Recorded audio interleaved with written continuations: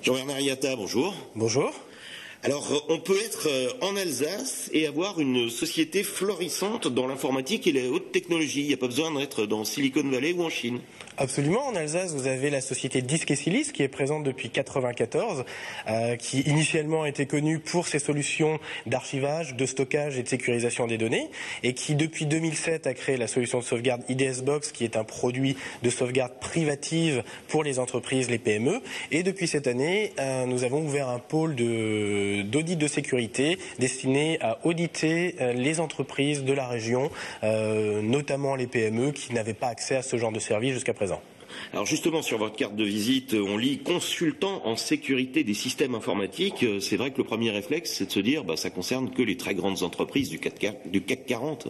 Absolument, ça fait d'ailleurs un petit peu peur à chaque fois que j'ai affaire aux responsables informatiques d'une boîte de 2, 3, 4, 5, même 10 personnes. Les gens ont tendance à se dire on va me gonfler la note pour des choses qui ne sont pas foncièrement utiles. Aujourd'hui, l'offre DSI Expert, puisqu'elle s'appelle ainsi, va permettre de faire un diagnostic et un schéma du réseau d'une entreprise. Ça va de son site web, au poste, aux terminaux mobiles et aux bonnes pratiques que doivent avoir les gens dans l'entreprise.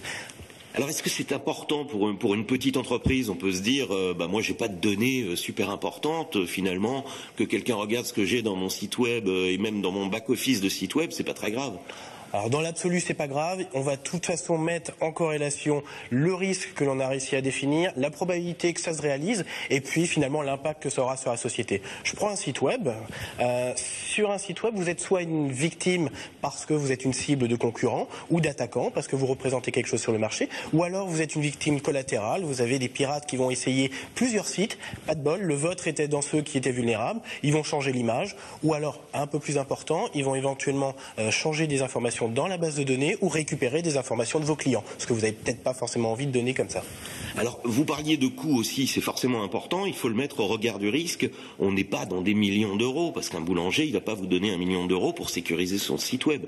Absolument pas. On est parti sur un prix d'entrée gamme pour un audit général, sans rentrer vraiment dans l'aspect très sécurité et attaque du système, où on va faire un tour du réseau, des applications, de la manière dont les gens l'utilisent, pour un coût d'entrée qui est de l'ordre de 750 €. Alors, quels sont vos clients en Alsace? Je suis sûr que vous n'allez pas répondre à cette question.